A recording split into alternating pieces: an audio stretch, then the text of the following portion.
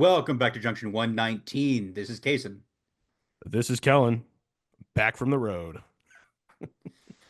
It's been a long time, man. It's been quite a break. Yeah, an unintended one for sure. I actually was gonna. It's interesting because I was gonna tell this story right off the bat that Case and you and I actually had a show planned to go forth the night of the 17th of March. We were going Mhm. to. We had a whole lineup set and everything, and then the night of the 16th, literally the night of the 16th of March, around 9 o'clock. I learned I would be hitting the road with Kent State men's basketball for the National Invitation Tournament, the Yeah. 2025 NIT, and I mean it when I say I was given no prior warning. We the this is probably the only show I'll just go ahead and say where I will talk at some length about what I do for work and my job, obviously within reason. But I can say that we haven't been on the air because of every time that we're not on the air, it's always for really, really celebratory and awesome reasons. Because that's what it would take for us to be away for a while. And then usually by the time we're back, there's stuff to talk about, right? Um, Mhm. and so I'll pull this. I have this towel here. I got it from the event. It's on the back of the seat. It's kind of towel slash like decorative, but Oh, that's cool. That's cool. yep, celebratory kind of Mhm. like sideline towel. There you go. That's the Mhm. other side from the NIT with the logo on it, official and everything. So that's also become an arbitrary part of my background setup here. So um, for anyone who does not know, who listens to our show would know that I'm in sports information as my job. And so, Case and I wanted this be really the bulk of this show to be us, yes, talking about March Madness. This is March, but also me talking about it from the perspective of someone who did have postseason basketball duties, of which, if you're not familiar out there, Kent State, we our men's team got into the NIT. We were in the San Francisco bracket, as they called it. And I'll just say what happened, and then I will kind of let you, Case, in your questions dictate how much of the trip I want to talk about. We Mhm. traveled something like 8,000 miles over the course of like 13 days. We played 3 games. We defeated St. Bonaventure, Stanford University, and then lost to Loyola Chicago University. So that was the 3 games. Made it to the quarterfinals of the NIT, just short of going to Indy for what would have been the Final Four. Which by the time you hear this show, April 1st, the night of April 1st is when the next round of games is happening between North Texas and UC Irvine, and the other side that we were on is Loyola Chicago and Chattanooga. So Mhm. that's what happened, my friend. That's where I've been, everyone. What, you kind of got to live through it arbitrarily through me and text messages and sending to you and friends of the show. And so I'm here to talk about it before we get into other March Madness things that happened. But it was a pretty wild. Yeah, I mean, I think the first thing that uh immediately was very exciting from like an outsider perspective was you went on to face the fighting Adrian Wojnarowski's, Yeah, that was which that was kind of fun. it was fun. And there was something theming oriented with every one of those places, right? Like there's an aura with all of those places. Mhm. We'll start with that one. Getting to go to St. Bonaventure was cool. The first of two A10 locations we went to, I will say, nice gym there. Definitely a classic looking place. Incredible atmosphere. Their student section was unbelievable. For about a half until we started winning in the second half. Even in the second half, they were pretty good. Um, yeah, and Woj was totally there. I mean, I remember telling you, and I literally passed him in the hallway, and he was essentially there courtside. And I know he was on the broadcast, which I could tell via social media ended up becoming a meme very quickly as Kent State started to win. We started to win the game. So, but that was cool. I mean, I didn't get a chance to talk to him or anything, but it was awesome to have talked about that on this cast and in the Hmm. sports world to friends and everything. And I even had friends who were like, yeah, but he's not actually going to like be there, is he? And I'm like, well, it's not an arbitrary job, guys. Yeah, he is the GM of the basketball program there. So, and he was. And so, yeah, that was it. Yeah, that was the first bit of, oh, wow. Yeah, there he is. There's Woj. Totally. Very man of the people, talked to everybody. No veil whatsoever. I think once the TV aspect of ESPN isn't there to separate you from other people who recognize, oh yeah, just another person doing their job. Yeah. If he was never on TV, this would be no different than there would be no difference necessarily between separation of him and anyone else immediate to school. So um, that was a cool experience. Uh, were you surprised that he was there? Were you one of those people? I No, not really. The only reason I thought that maybe he wouldn't have been was because I don't know, like maybe he had, like because it was a postseason tournament thing, and Right. maybe he had somewhere else to be. I don't know. I mean, Or on the I road or didn't know. something, Yeah, yeah. recruiting, all that, which I know he talked about on the broadcast. So he had been, but I was like, oh, the one postseason game they ended up, being in, he was there. So 100%. So that was St. Bonaventure. Beautiful place, upstate New York. Hmm. Beautiful campus, very much a nestled in its own spot, like its own little sliver of land, upstate New York. Definitely like a lot of hills up there. I don't know how familiar you are with upstate New York, Casen, but Hmm. beautiful in the summertime. I'm sure it's amazing looking in the fall. That was like a first thought when we're No, driving around how campus. close is that to Syracuse? Good question. Syracuse, from where we were, is still probably a good 2 to 2.5 hours away. Okay. Because if you're looking at the state of New York and all those cities go across the top of the Finger Lakes, Syracuse is one of those cities. St. Bonaventure, New York, is like essentially in its own little kind of off the beaten path, and it's to the southwest of those areas. Okay. Okay. So, so like it's just north of like the border of Pennsylvania. So Got it. puts it in a really good spot for being an A10 squad, I will say for sure. Hmm. So, Definitely.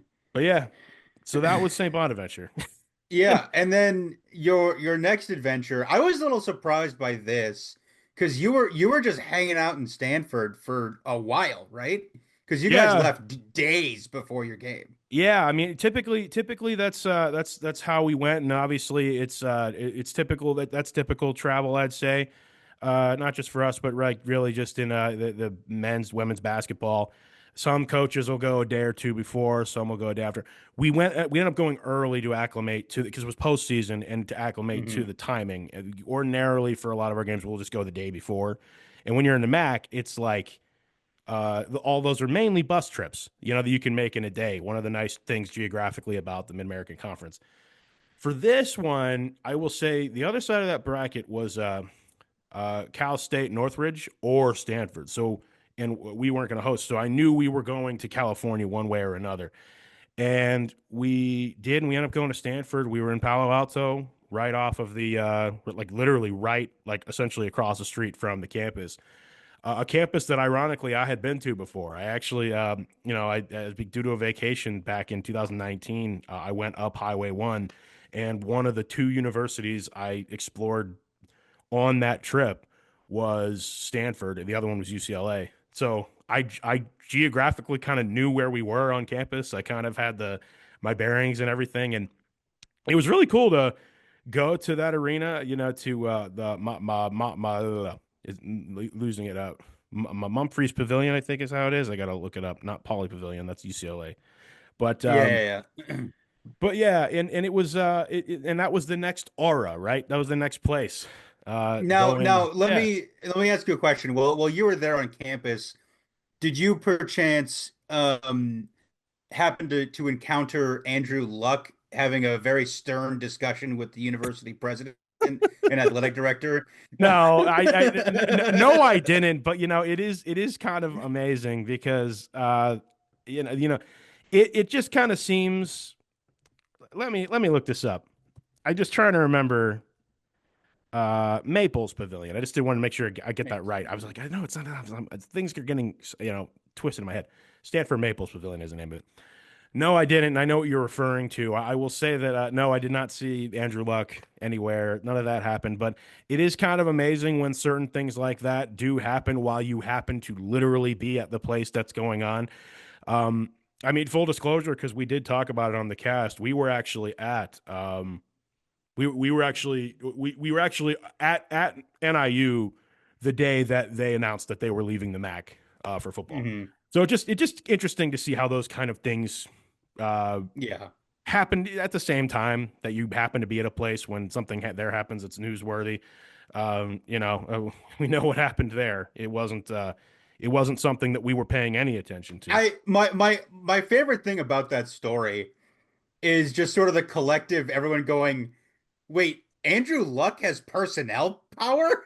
Yeah, Like yeah, he yeah, has yeah, yeah. hiring and firing authority? Yeah, I mean, Like I think everyone's like, that's wait, what? yeah, right. And Collectively, nobody knew that. right, and I can tell you, I don't know anything about Stanford, right? Their staff were great to us. They gave us a little mini tour of Maples.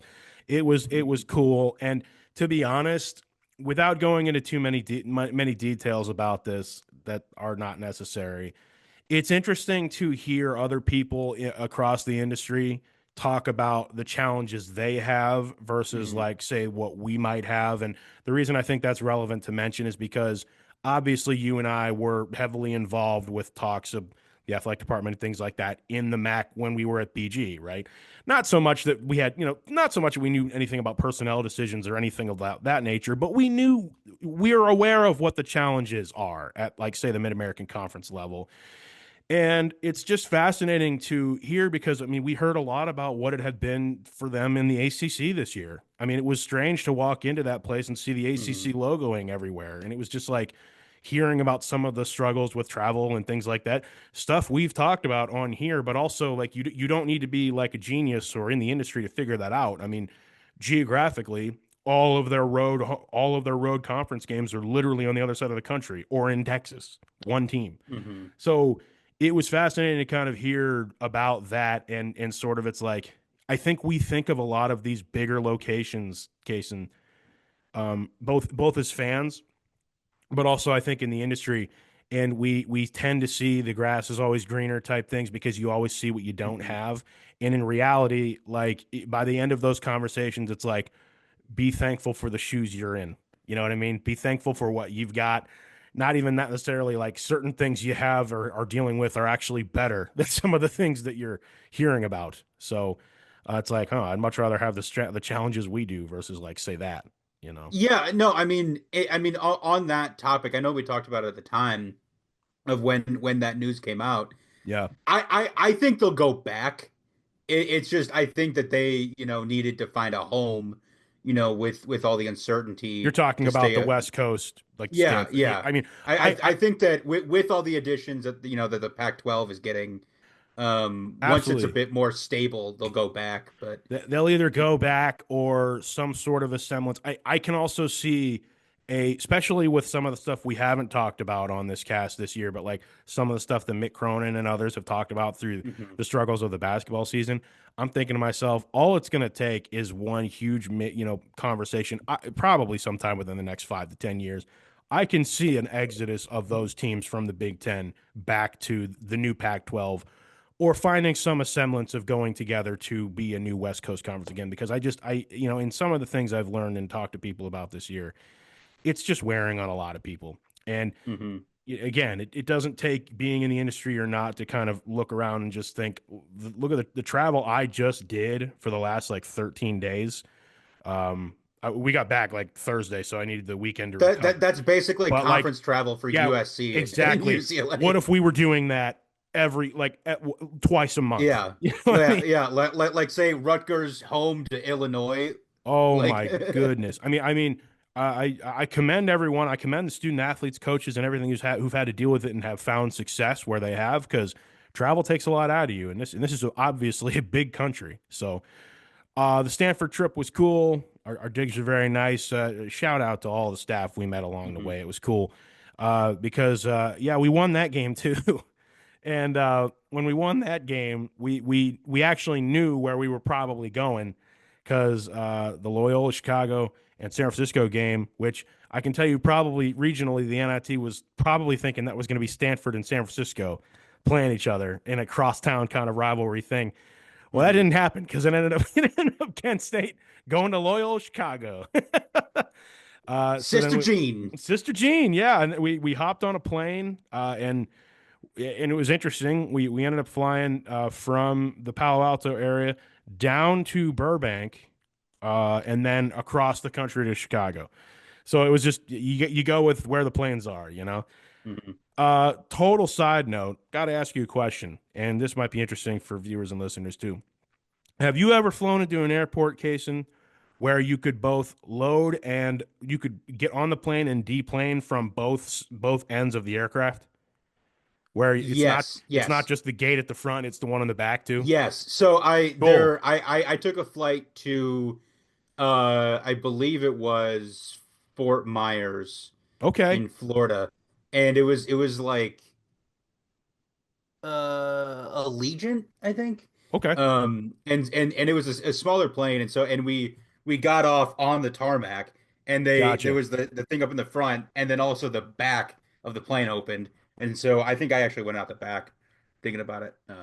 I went out the back of the plane, and then when we got back on the plane, the next plane, like an hour later, I got on the back way as well. So, It's definitely cool getting oh off and yeah, on a plane on the tarmac, because like when you've never done that before, you just automatically feel like you're on like a PJ, and you're yeah, like yeah. yeah.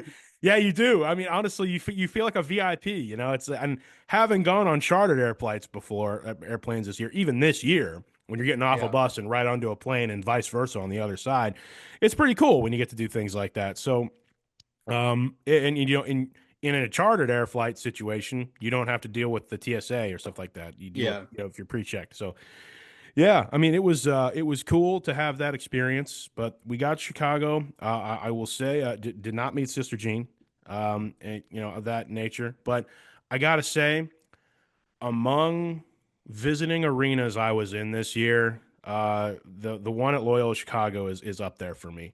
I want to make sure I get its name correct as well, because you know, you'd think basketball,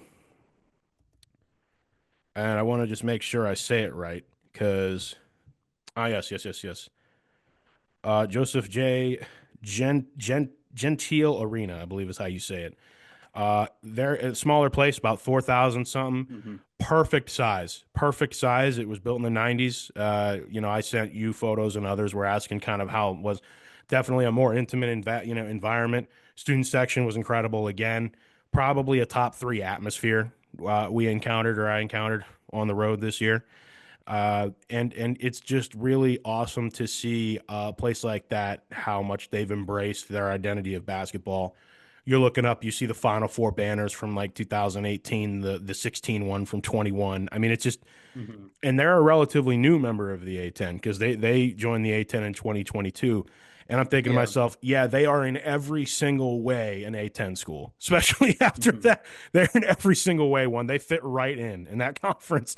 I'll tell you what, at least for men's basketball. I don't know about every other sport, but size wise, I mean, they're right on it. But definitely a bigger school than you'd think as well. Also, nestled in its own little part of Chicago towards the north, not quite as north as Evanston, where Northwestern is, but where the campus says at in or northern Chicago. Um, and yeah, I mean, it was just that was also a great experience as well. It didn't win that game, but honestly, like it was one of those things where no heads hung at all. We were all just so proud to have made it that far, and yeah, you know, hats off to Loyola Chicago. They were really good. I I think mean, they because did a good that's a shot. good squad. I mean, they Oh, they're were good, man. just. I mean, They're good, and their mhm. program reputation is that they're good in tournaments. They just Yeah. are. they, I mean, I'm like, I gotta be honest. I'm still confused as to how what is Drew Valentine is still there. I mean, mm, I don't. He's been there. I think since He uh he's been there. He's in his fourth year as a head coach. He's been there 8 years overall, though. yeah, yeah. Like he's been part of like essentially their entire rise. Yeah, yeah. I don't know if he's just waiting because I think he went to Oakland, and so he's a Michigan guy. He is, So I yeah. don't know if he's waiting for Izzo to retire, because I'm Oh, sure he'd be one of the first calls for Michigan State. And But it's interesting because I've had that conversation with some folks as far as like kind of the old guard of coaching. Izzo's kind of the mhm. last one. Like he's one of them anyway. Or Yeah, yeah. I mean, last one in terms of guys who were hired prior to like 2000. You know what I oh mean? yeah, yeah, yeah, yeah. I Yeah, mean, yeah, Boeheim, Coach K, right. yeah, they're all gone. Yeah. Correct. So there, yeah. So that was cool. So it was cool going to a place where that has the aura of a place like that, like a little bit of a basketball journey there that Hmm. I definitely didn't foresee us going on, even when we first got the call to go to St. Bonaventure. Because, I just, you don't know how far it's going to go. But for what I do for work, you're grateful for every single thing you get to do and take part in. So, in a nutshell, and then got back here Thursday, ended up be able to get a direct flight straight from Chicago to Cleveland. And we were home. And that was that. My first season in Kent came to an end, and could not be more blessed or happy with the way it went, man. Uh, and that's where I've been. I've been out on the road and as part of my own postseason. This is March journey. Yeah. I mean, it sounds super fun. An unexpected surprise kind of after the way the season ended. And And a bonus. uh I mean, yeah. I had we gotten a chance to do that other show, man, I was going to come on here and talk about how fun the MAC tourney was, and it's just cool Mhm. to have an experience where we had both our men's and women's teams in the MAC tournament, as did Bowling Green, and it was it's cool to go to a spot where not only do you see everyone you know from work, especially with it being in Cleveland. I mean, it's so close to Kent and Akron that it's just how it would go, right? Mhm. But you go in there and you see everyone you know from work, but it felt like over a 3 day span. I saw everyone I've ever met in the MAC. Yeah. I mean, not everyone, Yeah. but I mean, like, all these people who had great influence on my I mean that career. that is the other thing too, is that Yeah, like I'm sure there's other people that you've met there that you met years ago at Bowling Green, yeah, from that were there in Cleveland. And yeah, so yeah. they're, Years ago, and in a year where, yeah, obviously I wouldn't come on here and ever name names that don't have something to do with our show, right? But I will say, if I saw you there, grateful for you, and you're listening to this. I really, it really felt like over the course of this past year, and um, over the course of this past year, I should say, like in my job, I should say, I had a chance to kind of see and talk to uh, so many people that I have influenced my career in such a positive way, and it was just cool to have all that happen, even in the first year here. So. Mhm. That's I'm awesome. blessed for you. I'm grateful for you. I'm grateful for you, my friend, because you're another great friend and brother of mine that I made directly because of BG behind me. But Hmm. it's cool to be able to reshare these experiences now in a new place within the conference. So um, that was that was Kent and the NIT. Yeah, it if sounds you like ha- an awesome time. if you have any, a lot of folks listening to this, if you have any other questions about the journey or whatever, you can reach out to me directly. But that being said, uh, thank you for your patience, you, Casen, and others, Yeah. and everything else, because it's not like it was lost on all of us on the trip that, oh, hey, March Madness is just going on, and we're just going to watch the games and men's and women's and everything else. And it seemed like, and I don't know if you agree or disagree with this, it seemed like there was an overall narrative that this was a pretty boring year for March Madness. Yeah, it definitely You know? felt like there was a narrative of like, oh, there wasn't a 16 over a one. There wasn't any last minute buzzer beater Cinderella wins. And yeah, I mean there definitely weren't I mean, that we many. had McNeese over Clemson, but it's funny because I had, and of course the manager and Yeah. everything, but it's interesting because like someone said this to me, and I actually very much agree. Anyone can win one game in March Madness. It's always when it goes down from like 32 to 16. That's when the Cinderellas are born. Like Hmm. when a team can get all the way to Sunday in that opening weekend, get from Thursday all the way to Sunday, and they're like, say, at the caliber of a McNeese, that's when you know something is transcended and they've become like oh, they're a Sweet 16 team, you know. I thought McNeese was going to have a chance to do that. Purdue made it very clear very quickly that no, that's not going to happen. We are absolutely not going to let that happen to us. Yeah. But that was really it. I mean, everyone else, I mean, it was pretty much just the higher seed won like through most of the tournament. Uh, sure, you had situations like, and I remember this one. Ole Miss beat Iowa State. That was a 6-3, but I'm like, yeah, but that's a loaded Ole Miss team beating a loaded Iowa State team. Yeah. Like that's a team from the upper echelon of the best conference top to bottom this year versus Iowa State, a team in the top, two or three of theirs as well. But that wasn't like surprising, you know what I mean? And so I don't know what this necessarily says about it as an event. And then of course you had like Michigan State beating Texas A&M and others, but there was nothing shocking. There was no one that went down. There was no, 15-2, anything like that. There was no major buzzer beaters. And yet, I don't think the takeaway should be March Madness was boring, because March Madness, by definition, can never be boring, right? Yeah. I mean, I that's mean, that's even just how then, I like feel. there was Colorado State, the 12 over the 5 of Memphis, Hmm. but quite literally everybody called that. Like Right. everybody was like, yeah, Colorado State's beating Memphis. I think most brackets had that. That's why it was not like Yeah. considered a huge. It's like, okay, yeah, but also every year it just kind of seems like the seedings are kind of quote unquote wrong, or they have to seed Hmm. things out based on, like, it's kind of clear sometimes how they build it out, right? It's like, okay, we Yeah. know these are the ones, we know these are the twos. What else can we throw in here matchup wise? And that's where your, like, I don't know, 8 to 12 seeds are kind of like, you could make any argument almost of having any of these teams be any of these seeds. Yeah, I know there was a lot of conversation about Gonzaga being like way underseeded. Um Which, they were an 8 and they absolutely annihilated 9 seed Georgia. right, Um right. But at the same time, Gonzaga did what Gonzaga does. They lose. They lose well before they I just mean, they lost by 5 to 1 seed Houston. So I mean, exactly. I mean, it's like, okay, but even if that, I can't see a situation in which they could have been any higher than a 4 though, with as good as Gonzaga's been in the past. So I'll give you though that they were right, right. probably I think underseeded. some people just think that they probably should have been, higher than an 8. But I can agree with you. I can agree with that.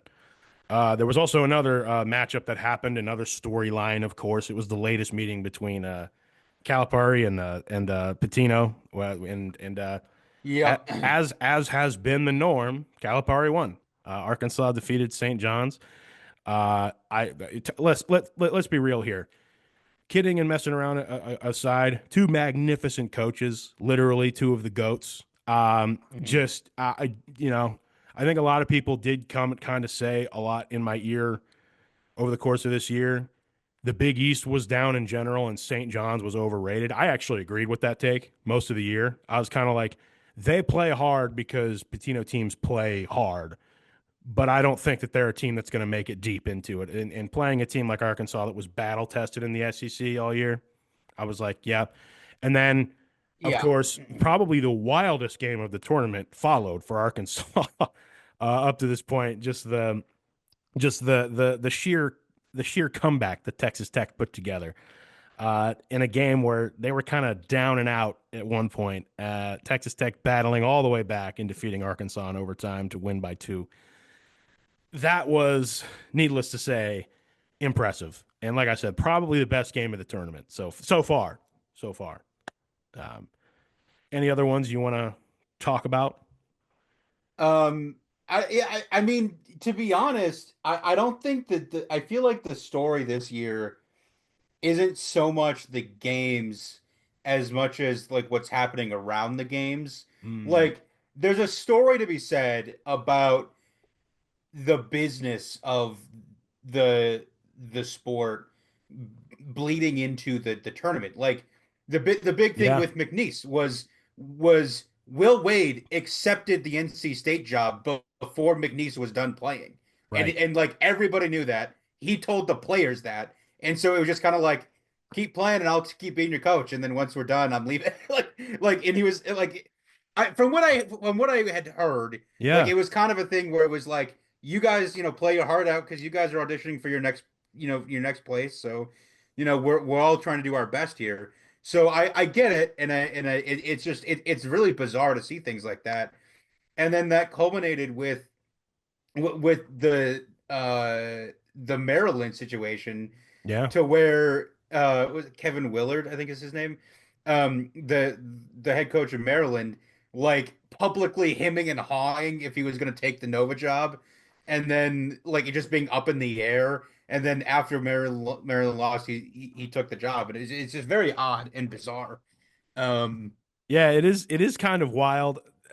One of the things that has gotten to me based on especially with what I do for work in the tournament, not just this year but last year, and both tournaments, I'll say the men's and women's March Madness is you see those like quote graphics and you see the graphics for the things that have happened or that didn't happen throughout the tournament. And one of the things I lost in that span of time where we were traveling was perception of when things were posted.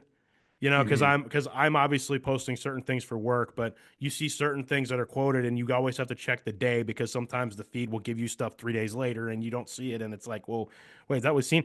That was one where you said, I don't know what I'm going to do. Like I remember seeing that graphic, and it was like I have no context as to what he's talking about. Does he mean like taking a new job, staying there, and everything? And obviously that is what it was, but that was that was another part of this whole business aspect of it. I was sort of like, man, I feel like we can't even like enjoy each round anymore. Not fully, because there's always like suddenly my feed's just going to get flooded with things that it's like, okay, how far can this team go? It's like, well, the like you said, the overarching story is the fact that they won even the story is the next coach the story. You know what I mean? Yeah, exactly. I mean, and like here's the other thing too. Just to go back to Hmm. McNeese for a second. What are we doing with this stupid student manager story? I mean, I mean, it's cool, good for him, but right. it got beaten to death. It Like it and was and the everywhere. the reason it got beat to death is because I really think they thought McNeese was going to win again. Yeah. And you thought he was a celebrity before with the tracksuit on. Had they beaten Purdue, oh my goodness, he would have been unescapable that entire next week. Like he would have been on. Well, I'm serious. He would have been like on Pat McAfee. He would have been on like USA Today. He would have Yeah. been everywhere. I loved the fact that Under Armour like execs flew to that game to give him a custom tracksuit for them to lose. I mean, hey, get yours, right? I mean, you've said I right get here on that. this. Look, get Get get that that bag, bag, brother. man. But like, come on. And then now he's following Will Wade to NC State. Hey, it's all this is all fun and I games until we forget this headline. Until the NC student State's walk, manager's hitting the portal. yeah, student managers hitting the portal. NC State is when NC State walks out of the tunnel next year, and it's that guy leading them out, like decked out in Adidas stuff. You're going to be thinking about this moment and thinking, oh yeah, this guy, I forgot about him. Yeah, I think I everyone mean, did, and now it's like, but it works. yeah. It's just funny. It's But just but I funny think you're right. I think all of these stories about the business and where it is headed or whatever are literally bigger than the tournament now. At least because to this year, it me, really felt like that. because to me, there's another story that hits close to me as far as my uh semi alliances. Sure. Sean Miller. So Xavier barely snuck in to the first four, and so they get essentially a home game in Dayton, and they end up playing Texas, and Mhm. they beat Texas, and then they get bounced in the first round, and then Sean Miller goes to Texas. Yeah. Like, brother, what are you doing? I mean, it's tough because I think that this is what we have seen. I think this is what the coaching carousel of college basketball just looks like. And there's so many things happening when you consider the coaching carousel. Yeah, sure. But I mean, the fact that the portal opened during the tournament still, like, I was like, I feel like there are a few common sense things to continue to make Yeah. March Madness about the tournament itself that we are fundamentally not doing because we are all already on to the next season. at least Hmm. mentally, you know? And that was something that I had people both in and out of the industry and people in and out of my circle kind of herald to me. And so I think you nailed it, man. I really think that you're onto something there of, hey, can we, I don't know, callous way to put it. Can we enjoy the rest of this candy bar before we open another one? Like, Right. I I just, also think I don't know. that's definitely like the way that things are, but I also think that as far as the discourse about this tournament sucking or whatever or Sure. being boring, I don't know if it's like especially that different. I think we just got really spoiled with a good run of a lot of stuff happening. Like there was the UMBC over Virginia thing, Yeah, and then with the COVID extra year, a lot of programs had like extra year seniors, and so you saw all these teams like Oakland and your Oral Roberts, your St. Peter's, Fairleigh Dickinson, all these teams had a lot of experienced seniors, and there were a lot of the name brand programs that had one and done freshmen. And so that was the storyline for, 20, 21, 22, 23, that's true. and 20. Like it was just that was just the way it was for a while. And with all those guys with the COVID years out at this point, it's kind of returning back to what it had been, which Yeah, I think is a bit more like it just I took and it just took a also full 5 for years for them to do that. right, right. Yeah. And also for the record, all one seeds making it to the final four actually is not common. Like that Right. is not common. Exactly. And I think maybe that is it depends on your perspective of boring, right? It's like, well, actually the statistical anomaly happened. This hasn't happened since 2008. It's like, I mean, and now here we are. There are the four best teams in college basketball awaiting in the final four. How is that not going to lead up to three amazing games? well, right. And Like and these and it should be three really good games. correct. And it's not lost on me. I wanted to make sure I mentioned this that the women's final four is about to be set. There's a game actually going on right now. It's Texas and TCU, and then on the other Hmm. side it's USC and UConn. That'll be take on it's UCLA and well, arguably the quote unquote other USC, South Carolina, and the other one. And I just wanted to acknowledge that because we are doing this show during a game, so we can't necessarily talk about the set of the women's Final Four yet. But it looks like it's going to be one seeds in that too. Or at least if they're the one seed that goes through, the 1-2 seed that goes through could Hmm. be UConn because of the injury to Juju Watkins, which also did Yeah. happen, which was beyond devastating. You hate to see that happen always, but I wanted to bring that up to bring it back to this point of these are the four best teams in men's college basketball, and I don't think there's any disputing it. Like this, it really feels like that this year. It's like, look, the last 2 years, not to mention, Casen, on your point you just said, the last 2 years we had UConn just going a run. You know what I mean? Yeah. And How is that not boring? oh, right, and right, exactly. I was like, guys, I don't know what was more boring. I mean, there might have been upsets along the way, but UConn won every game by 20 points. The last 2 years.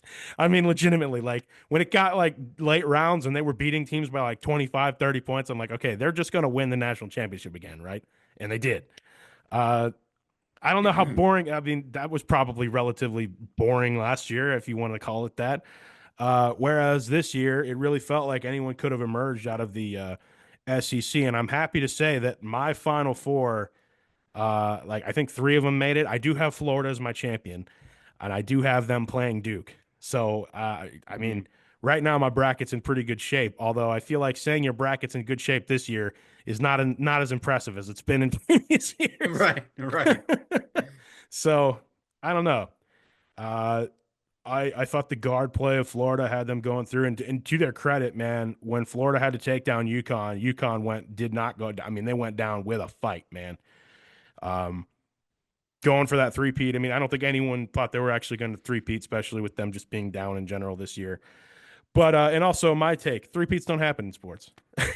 I would have said that had we talked on the 17th. I'm like, yeah, three-peats don't happen, Hmm. and one of these teams in the SEC is going to prove that to UConn, and it happened to be Florida. So um, that's all. I mean, those are my overarching thoughts. I think we've got some pretty stationary games over the course of this past weekend. I think pretty much every outcome is what people expected. Um, I will say, and I just want to pop over here back to the bracket again. Yeah, Duke defeating Alabama by 20. I didn't really see that coming because I was like, huh, this is one of the teams I literally saw play my team this year. It's the other thing too. Over the course of this year, I did watch Auburn play and Alabama play Kent State. So, um, but I also think it's a testament here to the as good as the SEC was, the Big 12, that I was happy to at least see Houston make it through. And for what was a pretty down year for the ACC, that's undeniable. Duke, I think, is for real, for real.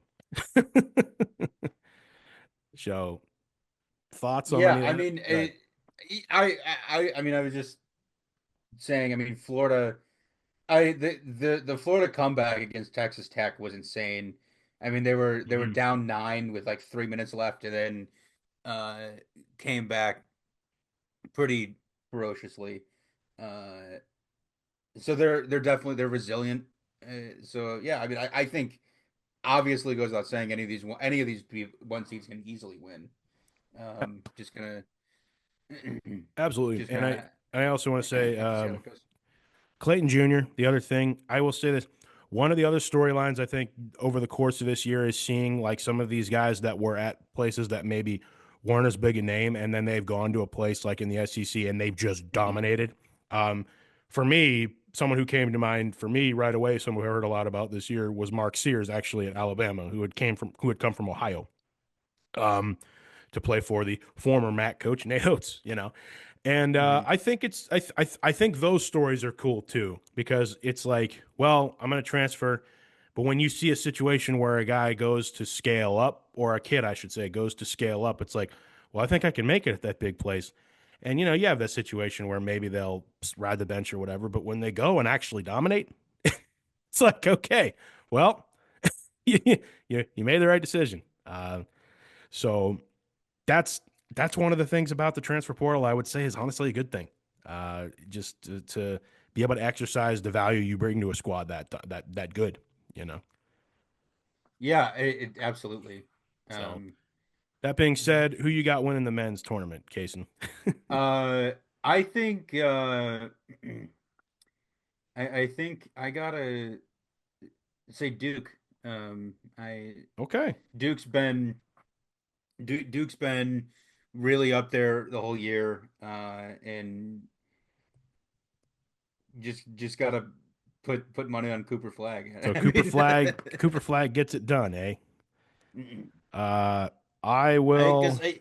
Go ahead. ironically, like it's almost it's we're almost nearing the territory to where like I don't care that much if Duke wins because like it's John Shire now and Duke hasn't won in a while, and so it's kind of like okay, I mean It's true. now don't win again, but Yeah, but I feel like it's like weird seeing Duke back here because it's been a while. Like it's been it's a long true. time. It's true, but I also think it's sort of like, yeah, I think it's also their they have that aura, that New York Mhm. Yankees, Duke basketball type Lakers ish thing of, yeah, but we're still Duke. Right. Like, shout out to Coach K, but even under Shire, listen, we're still the Duke Blue Devils. Okay. So, and I feel like that has been another story of the course of this year. Because I think everyone went in there and was like, oh, this is a year where Duke loses in like the Sweet 16, even with as good as they look because the ACC is down. Yeah, or they could just dominate everybody.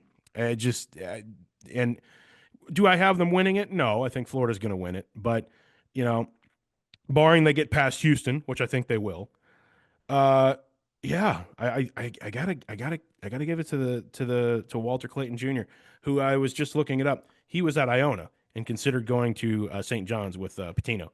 Not do that. Mhm. He decided to go to Florida. So he was obviously part of a very good Iona team as well. So, but it's cool to see him go to a place like Florida and do as well as he has. So I'll go Florida. I think it's going to be that, and all I can hope for is three really good games, and I think we'll get them. Okay. Yeah. Okay.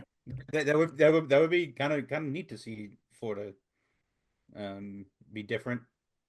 Now, Florida was the trivia question answer that I was going to ask, but I was like, oh, the last team to win both the national championship in football and men's basketball in the same year, Hmm. Florida. Yep. And it was actually, I forget because I was looking it up, but that was when Florida won back-to-back years Yeah. in that span of time with Joakim Noah and those guys. So, Certainly will not be Ohio State this year. no, no, no, it will not. No, it will not. Nor anytime soon, ever. Well, we'll talk a little bit about the women's tournament, which has been once again similar to the men's, but typically the higher seed does make it through in the women's tournament. I found that in Mhm. the past few years, they're the storylines are surrounding the athletes and the drama or potential drama between, say, your Angel Reese or your Caitlin Clark is what drove a lot of those. But I would say in the women's tournament, I felt the last couple of years that you weren't going to see many upsets early on, but you were definitely going to see some great games like deeper in the tournament. Yeah. Like some of the, like really like I felt like that was the stronger tournament the last couple of years in terms of oh well these are just going to be amazing basketball games all the way to the championship from like the Elite Eight on, and they were, and that really has not been the case. At halftime, again we're recording this on Monday night. It's about 8 o'clock at the real time. I'm saying this. It is Texas 23, TCU 21. USC and UConn are going to tip off at 9 p.m. I really think this is Paige Beckers. I think that's how you say her name. Hmm.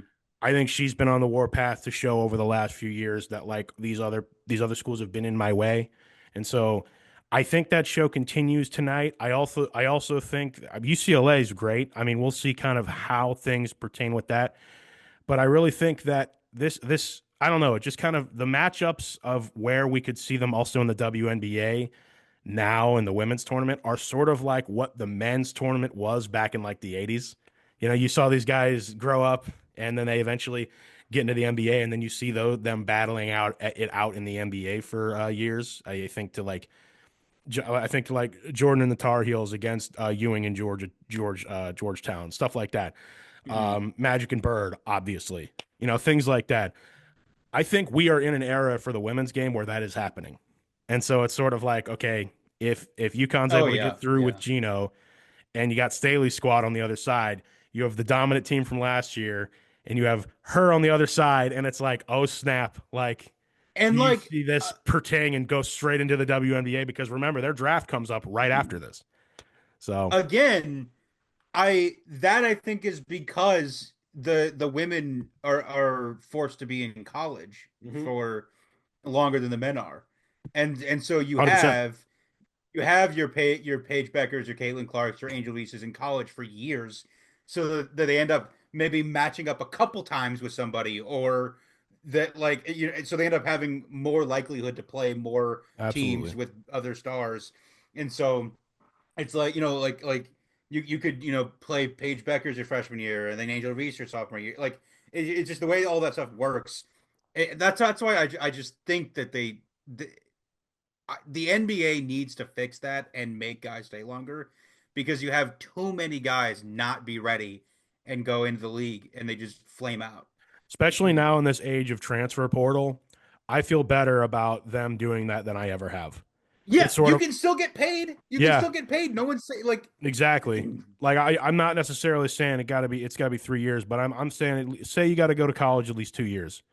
I'm thinking that could go a long way because I think you'd have a lot of guys say, you know what, I'm going to stay that third year because here's the there's this question. I NIL mean, deal and transfer portal and all that stuff. I think the right. NBA should just fix that right now.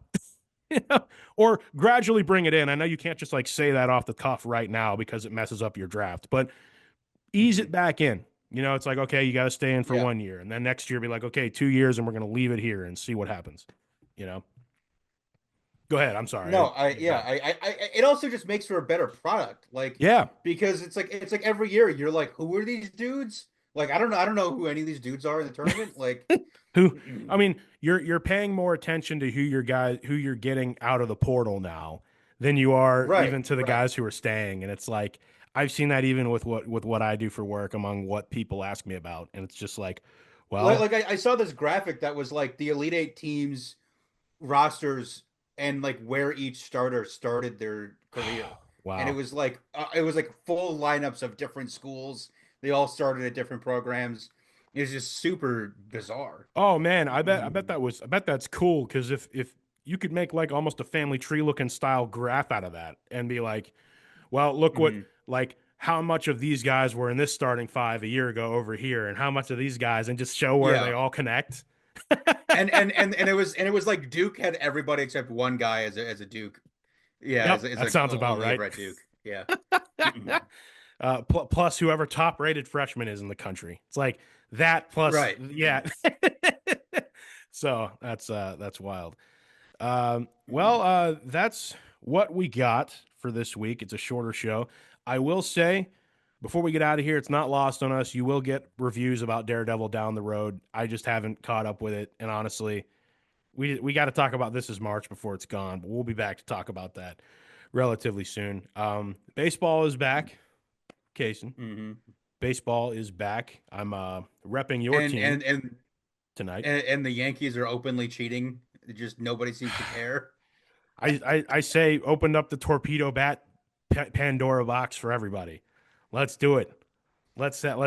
I mean, I mean, is cork legal? Like what are we doing? Like, well, listen, they're already juicing the baseballs. I think everyone kind of agrees that that's the case. Like, all right, how do we make these things go 600 feet? Okay, well, all right, how do we make the things that hit them 700 feet? Well, torpedo torpedo, torpedo bats, man. Let's do it. I mean, hey, you gotta love the storylines that pop back up.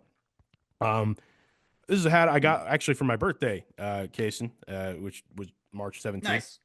Um, I got a couple of hats just kind of through the divine of gifts and gift cards, and I've actually wanted the City Connect Cleveland one since last year. So I'm actually headed to the day you hear this show, if you're listening to it, April 1st. I'm heading to Columbus Clippers opening night. Shout out to friend of the show, Josh, for the invite to that. Been before. I've been to Clippers games like, 3, 4, 5 times in my life. Amazing park y'all got there in Columbus, Casen. So, Hmm. but I wanted to rep that team tonight on the show. So, a team that Awesome. if I'm a Pirates fan and an Orioles fan, I'm a regional fan of the Guardians. Have to be. Oh, he's going for it. Here. Hey. There we Oh, go. sweet. There we go. Nice. And it's actually the Clippers. Ah, very cool. Very, very, very cool.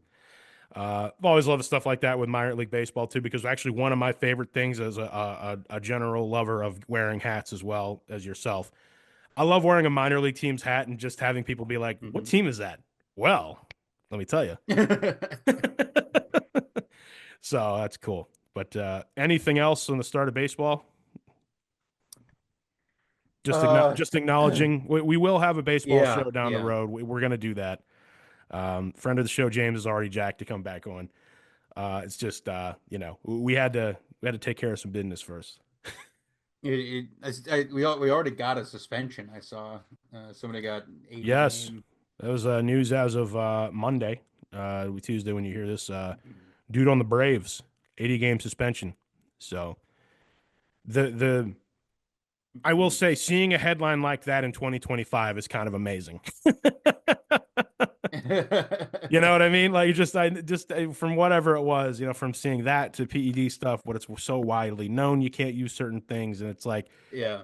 we had the sticky stuff controversy a couple years ago, and suddenly you couldn't do that. You had pitchers openly saying, "We don't use sticky stuff, but we're totally going to keep using sticky stuff," and just be smart. You gotta love it, man. Baseball's back.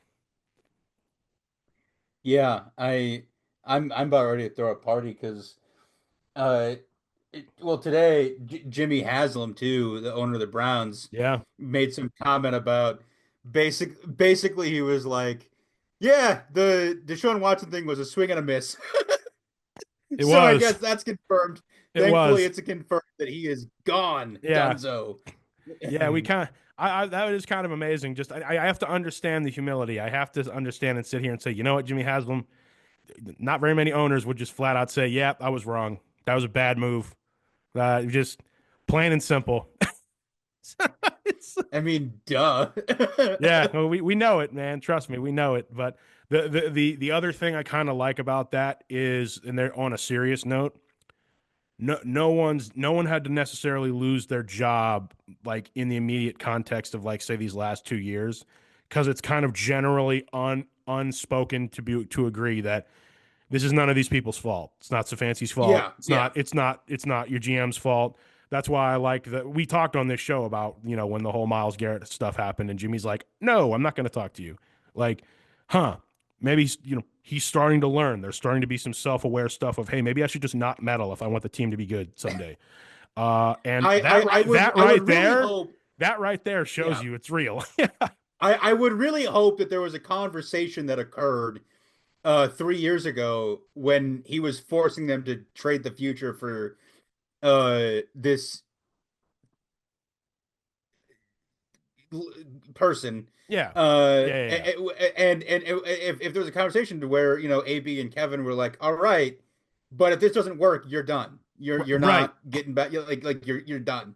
Right. Like we'll do what you want, but if this doesn't work out, like This you're doesn't gonna work. just let us do our job. Please just humor us and let us do our jobs. And I even go as far as to say, and then we'll bring you as close to a Super Bowl as we possibly can. Because I really think there's a nucleus there in Cleveland that like should at least have them in the playoffs every year.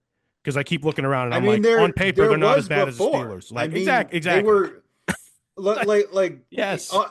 if you think about it, like the team with Baker Mayfield, and if you add all those first round picks that we lost, Right. if you add the money that we don't have because we're paying this guy so much money, Yeah. like there was a path to where we could have been a much a perennial playoff team for the last 4 years. Not only that, but it looked like when that was all going on, it looked like y'all could be sort of like the Bengals were for a season, Yeah. slayers of the Chiefs. It looked like you guys could be that, just the way you were built, and seeing now the teams that defensively that have had that success against the Chiefs and how the Browns were set up then. I look around and I'm like, yeah, like this could have been this there could have been a nucleus here there in Cleveland there that we as Pittsburgh fans kind of dodged a bullet there. But we've been dealing with our own mess. But Yeah. yeah, well, that being said, man, it's good to be back with you this week. Thank you all so much out there for listening, and quite frankly, your love, support, uh, prayers, however you practice, in support of myself over the course of this past season, over the course of this past month. Um, there were a lot of great memories, shared with me, from others, and some folks who asked me cool questions and have continued to, and to be able to be in a position to be able to share those with yourself, man, but listeners of this show, viewers of it, and folks in my circle. It's just been great. So thank you and others for that. Absolutely. That being said, my friend and my friends, this is Kellan, This is Casen. and we'll see you as always at the next stop.